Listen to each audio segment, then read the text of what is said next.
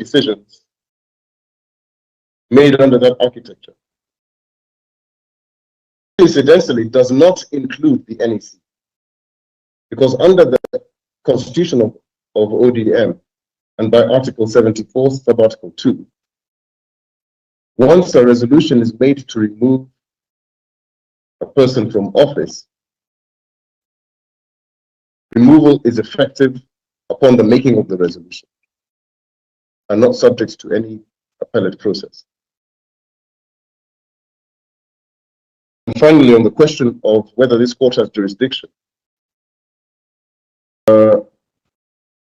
my learned friends, counsel for the first respondent, appear not to have appreciated when they consented to the granting of the application in the interim pending this hearing, included this tribunal has jurisdiction. By that consent order, they are stopped from arguing otherwise. I pray that the complaint be allowed, all the prayers it seeks be granted, with costs to the complainant. That is all.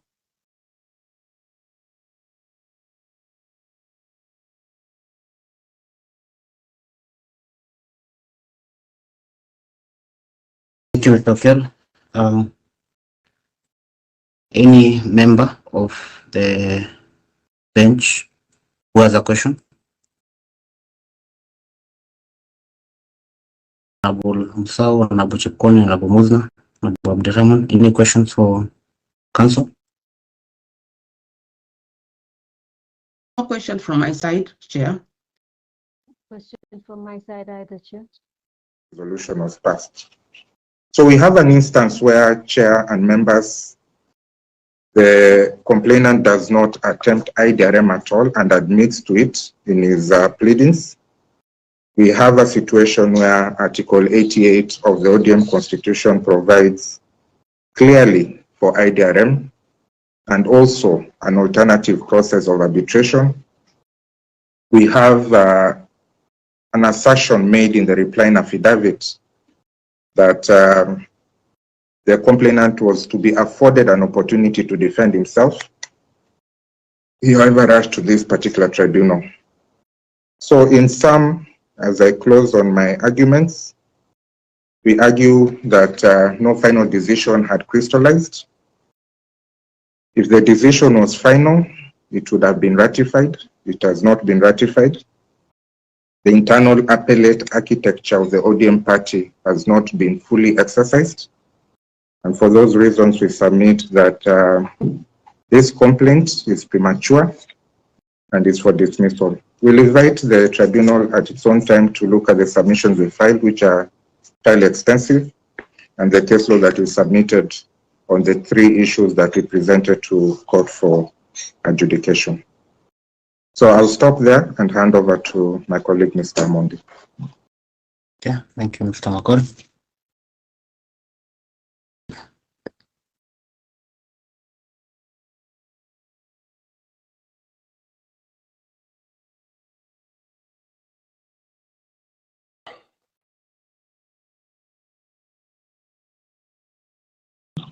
Thank you, Chair, and members.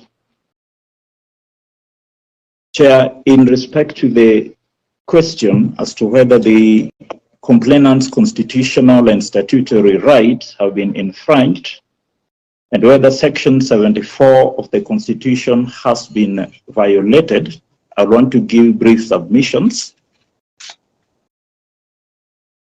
Chair, my senior, SC Okero, started by invoking some interesting concept of ostrich equivocation tactics by the ODM party, the first respondents. Chair, by the end of my brief submissions, I hope to have persuaded this tribunal to invoke, expound, and find that the 2 public policy doctrines,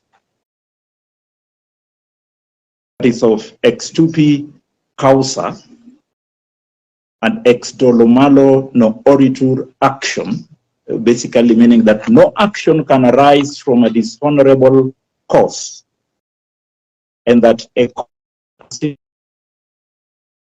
based on legal conduct. Mr. Mondi, I don't know if it's only me, but I seem to be losing you. I too are having difficulty. Sure. Yes, Mr. Mondi, just come again from. Yeah, I was saying that about the two by the end yes. of my presentation, Yes. I would wish to have persuaded this tribunal that it does invoke two critical doctrines. The first one being the doctrine of ex tupi causa non oritur, that's a Latin legal doctrine, essentially meaning that no action can arise from a dishonorable cause.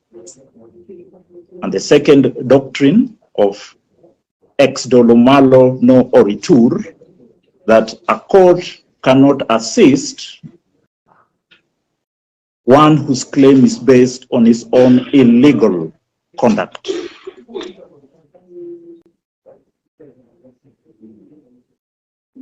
Chair, I shall be persuading the tribunal also to be conscious of the fact that in crafting the enabling statute, that is the Political Parties Act, number 11 of 2011, that the framers, that is Parliament, had in mind the issue or the aspect of having disciplined political parties that would engage in programmatic competition. The key word is disciplined political parties. Yeah, that is a concept which I honestly believe was borrowed from one of the renowned political economists, Joseph Schumpeter, who really emphasized on the significant role that is played by disciplined political parties in the process of good policy formulation. And finally, I shall be persuading you, this tribunal, that the complainant's conduct is inimical to an ordered and disciplined ODM party, so that the first respondent's National Executive Committee, NEC, had a reasonable basis for initiating the removal proceedings. We honestly submit that the complainant's constitutional and statutory rights have not been infringed or violated. We have demonstrated that under Article 74 of the party constitution, the first respondent had the power to initiate the process of removal, and that the complainant's right under Article 47 of the Constitution, as read with Section 4 of the Fair Administrative Actions Act, of course, read together with Article 74, sub-article 3 of the party constitution, in terms of issue of a notice to show cause, all these rights are intact. Mr. Mondi, you know that we are recording. The speed at which you are moving is making it bit. Sorry. Yes, you could try just to pace a bit. So you were saying that under Article 74 of the ODM Constitution, it could ODM Constitution. Yeah, the process of removal could be initiated by ODM. By the ODM through the NEC. Yes. And that in so doing, the complainant's rights under Article 47 of the Constitution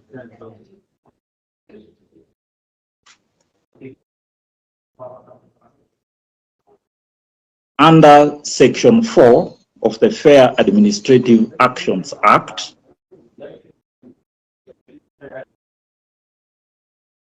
and that read together with Article 74, Sub-Article 3 of the first Respondent's Constitution, that is in turn issue of notice to show cause. Chair, we submit that all those rights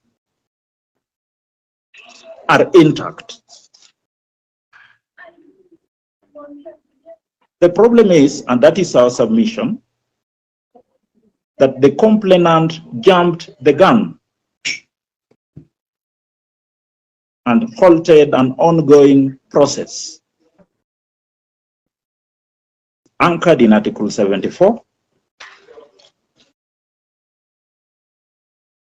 of the party constitution, as read with 88 sub-article 3,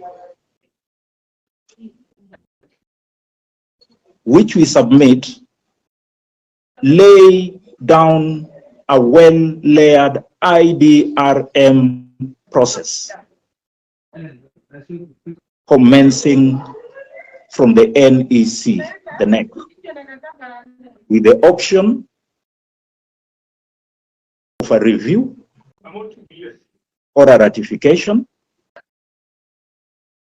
by specified dispute resolution organs.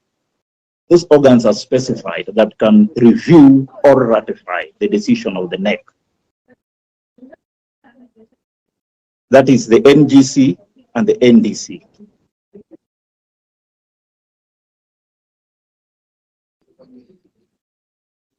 Chair, we also say, also submit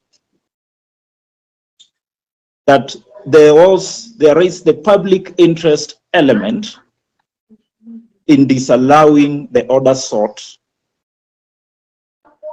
by the applicant, and this can be done and demonstrated by the characterization of the conduct of the complainant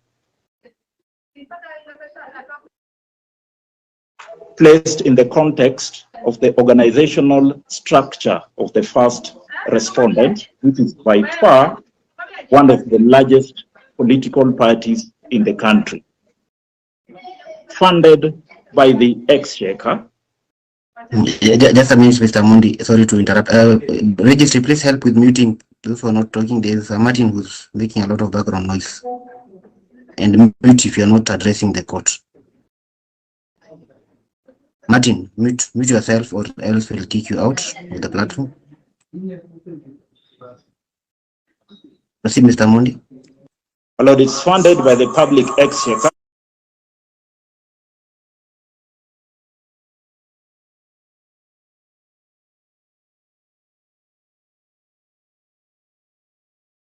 The affidavit that we filed, and I don't need to belabor the points because it's on record, enumerates instances of infractions by the complainant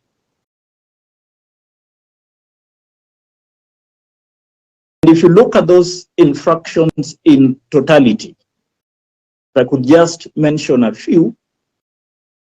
For example, the Central Committee holds a meeting on the 27th of October 2025, endorses the position by the NEC, resolving to appoint Dr. Oburu Oginga as a new party leader. The complainant actually reads the resolution. The same complainant subsequently, in quite an array of fora, contradicts the same position. It's just one of the instances of infractions. There are around 6, 7 that we have enumerated in our affidavits. And we are saying that in the context of public interest that is attendant in the office of Secretary General of the first respondent, And my lord, you have to look at this in the context of the organizational culture of the party. If you refer to Article 20 of the Constitution, this is a critical office.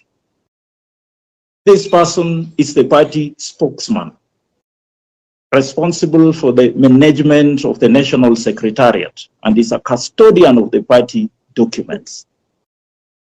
The office is critical for proper functioning of the party. And so we are saying that in view of the stakes, and my lord, when I talk of stakes, we also have to look at it in the context that political rights of the party membership, courtesy of the expanded scope in the Bill of Rights that is enshrined under Article 38, 1B of the Constitution of Kenya, allows participation of members or rather the citizen in activities of political parties. So that when a critical question in terms of the performance of the party secretary general comes into play, it's more than just the individual rights of the person of the secretary general. There's also the question of the millions of followers or the membership of the ODM party. They have a public interest in this issue. And so that we therefore submit that the complainant's infractions as enumerated provided a reasonable basis for the first respondent's National Executive Committee to initiate removal proceedings. I submit in finality that if perhaps this tribunal may proceed to allow the complaint, then you may inadvertently end up enforcing a policy encouraging weak party discipline, encouraging fragmentation of the party system, and that would be contrary to the object of the framers of the Political Parties Act. We pray that you disallow this complaint, and in any case, like we previously, my colleague had submitted, find that in first place, there is no jurisdiction.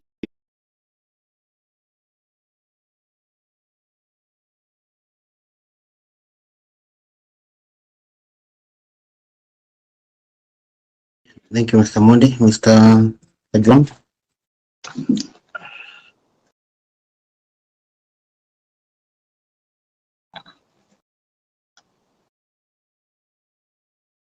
Thank you, Your Honor. I hope I'm visible and audible.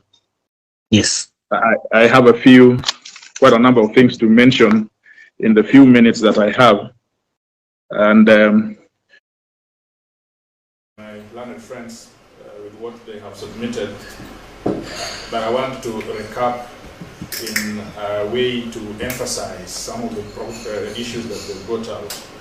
The first point I make is that this issue of jurisdiction is not novel. The jurisprudence in PPDT is developed and it's so clear.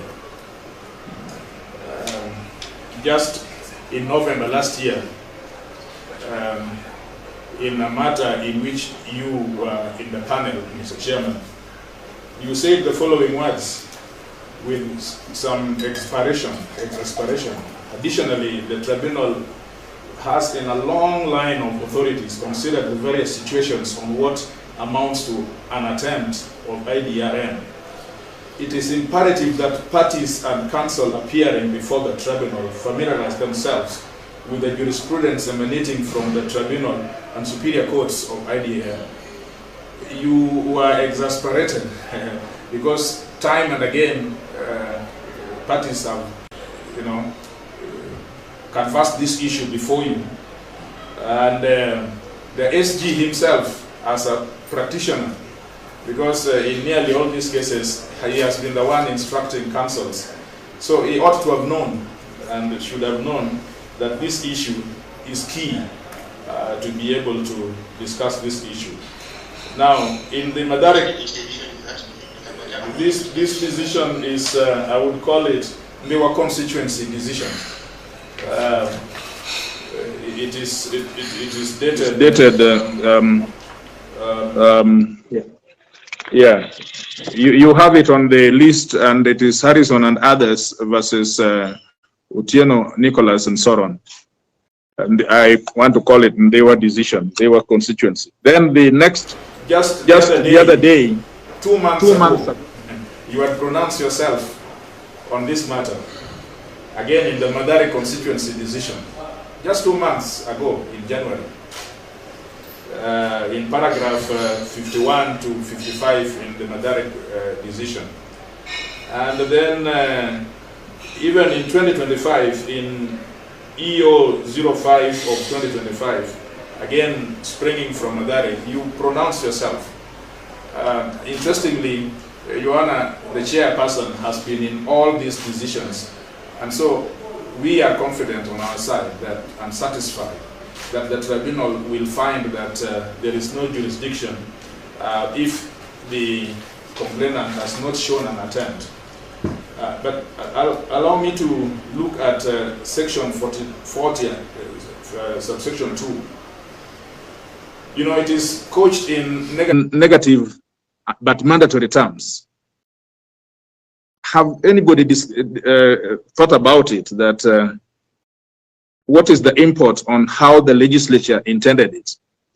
For example, it begins with a preposition of notwithstanding. So, because why would he begin with notwithstanding? Shouldn't it could have begun from the tribunal shall not hear and determine the dispute. Now, this notwithstanding itself qualifies, it modifies the whole of subsection 1. And ask yourself why this was. And I submit that it is a very deliberate attempt by the legislature. It is so deliberate, it is intentional. Other lawyers call it for avoidance of doubt. And so you have to show evidence of attempt for the jurisdiction to apply. And then it goes and says, unless, that's subordinate conjunction, right? In other words, there is a dependent clause which is qualified by an independent clause. That is, it must be something. It creates a conditional relationship so that you cannot have jurisdiction at all. In fact, in the change, in the amended, during the amendment, I think the legislator made it more conservative that without adducing evidence of an attempt, there would be no jurisdiction. Before, there would be doctrine of exhaustion. But that amendment took away the doctrine of exhaustion and substituted it with the evidence on attempt. So that it is a single absolute imperative. That is my submission. It is absolute imperative. Absolute imperative. And then it talks about adduced evidence. That adduced evidence must be equivalent to the Evidence Act. It must be evidence that must be proportional to the Evidence Act. And so when one looks at it, it is clear that where there is admission as it is right now in paragraph 15 of the complainant's affidavit, that there is no scintilla of evidence, one would find that there is no jurisdiction. So that the test in the Chebere case in paragraph 45 will not apply if there is no evidence. Now, I listened to my senior counsel on the question of the finality of this thing. That is very misconceived, with a lot of respect, in two ways. Number one, if you consider the constitution of this party, Article 47, I think, Article 47 sets out National Delegates Convention, and in particular 4E and F. It says that the National Convention shall have the following specific powers. E and F says to receive and discuss reports of National Governing Council and NEC. And F, to elect among the eligible party members national officials, blah, blah, blah, blah. It means that when an action is taken out of 74, this process is continuous until there is NDC. It is a process. It is not an event. Until there is an NDC that has the power to elect. And that is why even the Deputy Secretary General is on an acting capacity.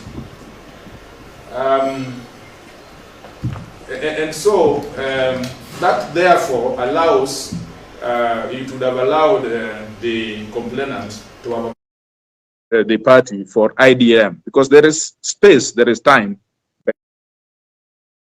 And that is why there is Suomoto. Suomoto cannot exist on its own. If it were to exist, it would be unconstitutional. In other words, Suomoto exists because of interlocutory approach. Just the way the tribunal gave an interlocutory order, that does not culminate into the final order. You may decide at the end of the day to reverse your decision, right? So when you see this word Suomoto in 74, it means it is interlocutory. And so, with a lot of respect, my senior as well as the former SG has grossly misconceived the process. I don't have some minutes, but I think I just want to say, the last thing I want to say is that in function in a political party, the office of the chair and the office of the Secretary General and the Treasurer. These three offices are the, I would call it, alter ego of the party. Today we are talking about an individual, but is anybody thinking about the millions and thousands of members of this party who cannot exercise their political rights under Article 37? Is it 37? 37, yes. 38. They cannot exercise their political rights under Article 38 just because three people are fighting. So it is, and that goes to the question of public interest that my learned friend discussed. As soon as that is detected, a responsive political party must look at the thousands of its membership and put an end to infractions which would deny them to enjoy their political parties. Now, quickly, the issue of dispute brought by my learned friend is interesting, very interesting. You know, the ostrich equivocation, and I'm very delighted that was brought. But the issue is this: what is a dispute? And when does a dispute arise? A dispute is only mentioned in section 41. In fact, the legislature assumed that a dispute is an English word, which would naturally, it's not a special word. In its natural existence, a dispute arises when somebody is aggrieved or somebody controverts issues that are against him. Until that, there is no dispute. There couldn't be a dispute by NEC. NEC cannot have a dispute by itself. it's not logical. But when the subjects of NEC decision are aggrieved or complaints on a certain set of facts, then that is a dispute. That is when and only when a dispute is determined. And then it says that then it gives the jurisdiction under 41 determination of disputes and how disputes are done. So the manner in which my senior went, I think it will be the first time I've had that submission. But that being the case, a dispute cannot be by the persons who are making the administrative action of the party or the organ that is making it. It cannot be. And so I want to stop there, but I urge you that this is not an academic case. It is never an academic case. This is about people, about political rights, about people who are in the countryside who do not understand the meaning of scintillar evidence. These are people who just want to enjoy their political rights. So when a person puts himself beyond the reach of others and he occupies a position that therefore disentitles others, this tribunal has jurisdiction, and I think that is why the legislature created this tribunal, to be able to balance the rights between an individual and the thousands of Kenyans who would wish to exercise their rights. I thank you.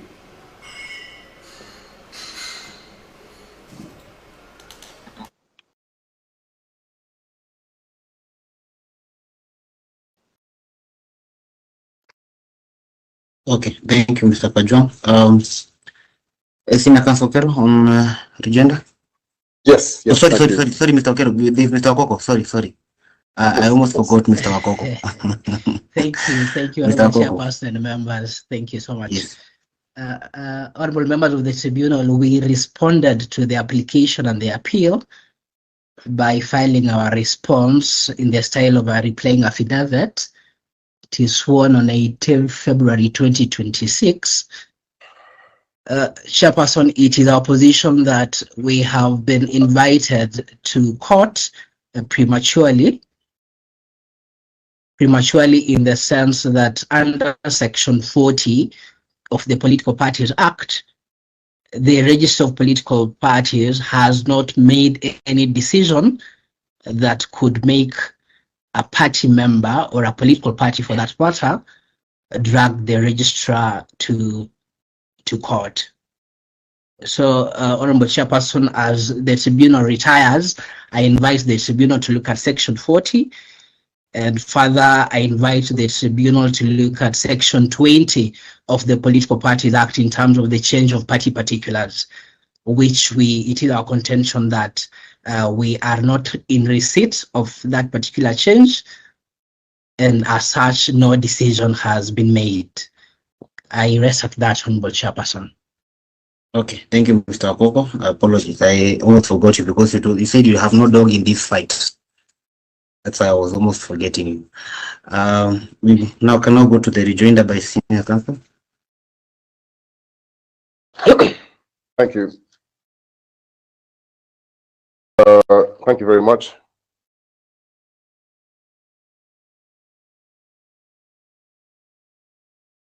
Sorry, I'm just organizing my notes here. Yes. Honorable Chair and members, Mr. McCurry began, first of all, by unfortunately completely misconstruing the submissions I made in relation to who the aggrieved party was. My submissions are not questioning who the aggrieved party is in this case. My submissions were questioning who the aggrieved party was in relation to the allegations of misconduct raised against complainant, Secretary General of ODM.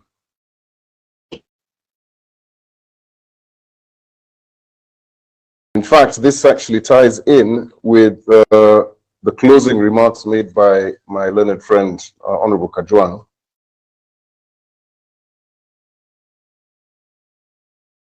Because as he very helpfully pointed out,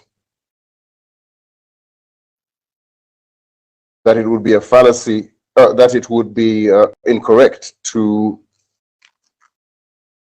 claim that the organ conducting administrative proceedings is the complainant. And yet, looking at the affidavit of Halima Daro, which disclosed the particulars of the allegations raised, that is the only source of allegations that the complainant has.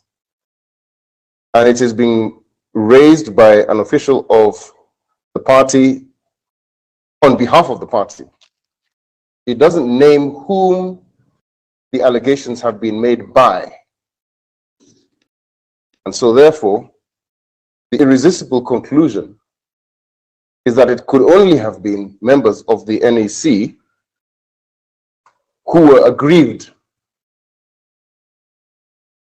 and made allegations of misconduct against the complainant,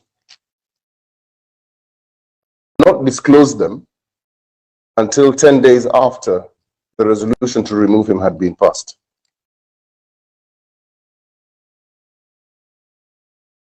My learned friend, Mr. Makuri's reference to Article 88 of the Constitution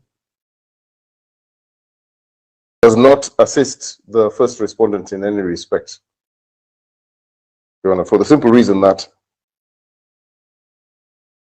the provisions of Article 88 and its reference to internal dispute resolution mechanism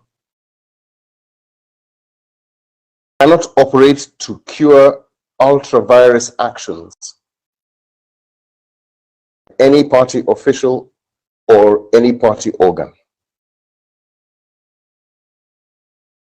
Article 88 of the Constitution of the ODM is only useful and invocable where it relates to proceedings under the Constitution of ODM that are lawful.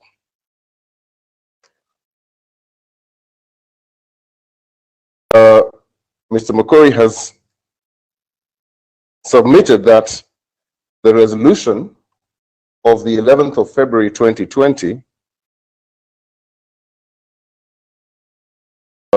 which purported to remove the complainant, came up in the agenda as a matter arising. Honorable Chair and members, that is a statement made from the bar. There is no evidence that they have produced to confirm that this was the case. On the face of the resolution itself, nothing suggests that it was a matter arising. The evidence before the court, including the text messages from the executive officer notifying the NEC members of the meeting, speak for itself. There was absolutely no notification, even to the members of the NEC, that there would be any deliberation under Article 74 on the conduct of the complainant.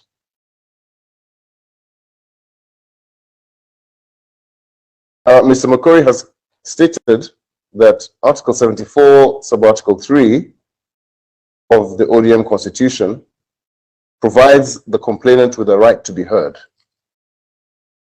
That is true, but what he is avoiding, that Article 74(3) places an obligation upon the NEC to notify the complainant prior to the making of any resolution. it is the NEC's breach of this sub-article by failing to notify the complainant prior to the resolution resulted in the NEC's proceedings being rendered an illegality.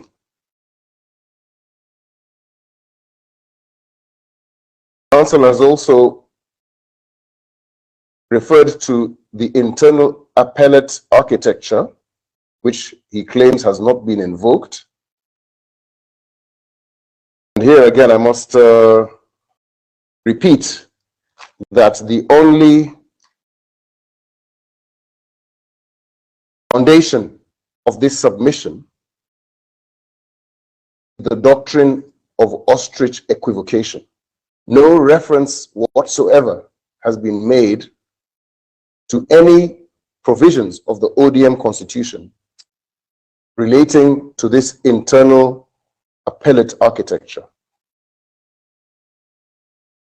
Because, with respectfully submit, there are none. Once the NEC makes an executive decision under Article 74, sub-article 2, it results in the removal of office of the person who is the subject of resolution. The National Governing Council has a function of receiving, considering, adopting reports from the NEC, not its executive decision. The National Delegates Conference, meeting every 5 years, has a function of electing into office bearers. 5 years, not reviewing executive decisions of the NEC. Mr. Amundi has invoked Latin phrases suggesting there should be consideration of dishonorable actions and illegalities on the part of the complainant, without specifying what would have been the infraction specific to ODM's constitutional provisions. And more importantly, when would he, the complainant, have been notified of these infractions and of an intention to deliberate on them under Article 74? My learned friend's submissions are devoid in that respect, because it is clear that